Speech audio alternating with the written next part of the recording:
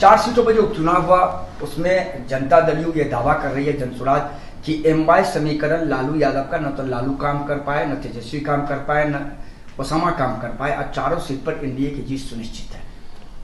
अब बोलने की बात है, वो बोल रहे हैं, लेकिन चारों सीट महागठबंधन के झोली में जा रहा है। और माई समीकरण का जहां तक सवाल है, जब तक आदरणीय लालू प्रसाद यादव, तेजस्वी यादव है, माई समीकरण कभी दरक नहीं सकता। एक दूसरा महत्वपूर्ण सवाल है कि जब से महागठबंधन से निकल के एनडीए के साथ नीतीश कुमार गए, कल 7वीं बार हुआ है कि उन्होंने भरे मन से कहा कि गलती हो गई, अब नहीं जाएंगे। हमारे पार्टी के ही कुछ लोगों ने, आखिर बार बार नीतीश कुमार को ये सफाई देने की जरूरत क्यों पड़ रही है? आप याद कीजिए, उसके पहले भी क्या बोलते थे कि कभी नहीं जाएंगे, ये बड़का झूठा पार्टी, बीजेपी का मतलब बड़का झूठा पार्टी है। तो आप समझ लीजिए, अब बोलना ज्यादा उचित नहीं है। फिर भी क्या लगता है कि नीतीश कुमार को आखिर अब इस पर नीतीश कुमार ही बोलेंगे कि क्या है बोल रहे हैं। जेडीयू में कोई विभीषण है क्या? नीतीश कुमार कह रहे हैं कि हमारे ही पार्टी के नेता हमको लेकर चले जाते हैं।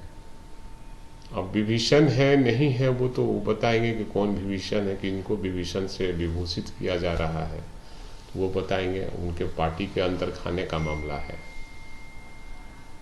एक तीसरा सवाल यह है कि भाई वीरेंद्र जी, कि झारखंड का चुनाव चल रहा है, उपचुनाव हो गया, झारखंड का चुनाव चल रहा है। जनसुराज पार्टी तिरहुत स्नातक क्षेत्र में भी कूद गई। क्या लग रहा है कि जनसुराज पार्टी की स्ट्रेटजी को आप क्या मानते हैं? देखिए, वो बी टीम है बीजेपी का, और वो चाहती है कि बीजेपी का वोट बढ़े और महागठबंधन का वोट घटे। जनता इस बात को समझ गई है। तो जनता आने वाले दिनों में जनसुराज का नाम लेने वाला कोई नहीं मिलेगा, और पैसे के बल पर जनसुराज आप ही लोग के माध्यम से प्रचार करवा रहा है। और सवाल आप लोग जनसुराज का वो जरूर पूछ लेते हैं, लेकिन मैं कहता हूं यही कि जनसुराज कोई पार्टी नहीं है, वो बीजेपी का बी टीम है, और इसके अलावा कुछ नहीं है। एक और महत्वपूर्ण सवाल है भाई जी की विधानसभा का सत्र आ रहा है। सत्र में माने किस तरह, चूंकि सत्र तो बहुत छोटा है, आप लोग जब महागठबंधन सरकार में थे 2 दिन 4 दिन 5 दिन का सत्र होता था, तो बीजेपी आरोप लगाती कि सब कुछ छुपाया जा रहा है। देखिए, सबसे बड़ी चीज है कि सरकार चल नहीं रही है, चलाए जा रहे हैं, और ये सरकार ब्यूरोक्रेट चला रहे हैं, कोई चला नहीं रहा है।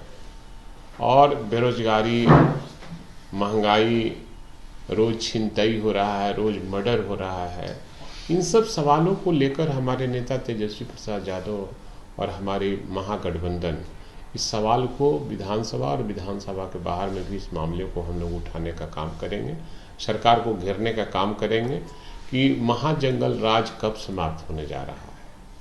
क्योंकि आए दिन घटनाएं घट रही है, हर आदमी अपने आप को असुरक्षित महसूस कर रहा है, चाहे वो राजनीति से जुड़ा हुआ कार्यकर्ता हो, नेता हो, या पत्रकार हो, IAS अफसर हो, बिजनेसमैन हो, छोटे दुकानदार हो, बड़े दुकानदार हो।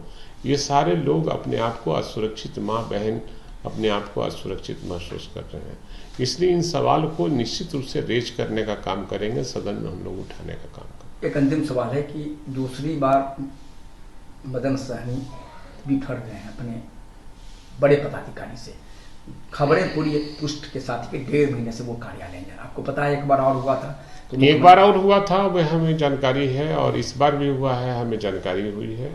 और इस पर माननीय मुख्यमंत्री को एक्शन लेना चाहिए कि ब्यूरोक्रेसी इस तरह से हावी है, और ब्यूरोक्रेट अगर सरकार चलाएगी तो लोकतंत्र समाप्त हो जाएगा।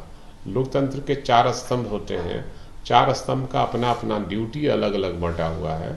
अगर सब कोई ब्यूरोक्रेट सरकार चलाएगी तो सरकार नहीं चलेगी। अंतिम सवाल है, नियोजित शिक्षकों को द्वारा विशिष्ट अध्यापक कर दिया गया, लेकिन विरोध है बहुत जबरदस्त।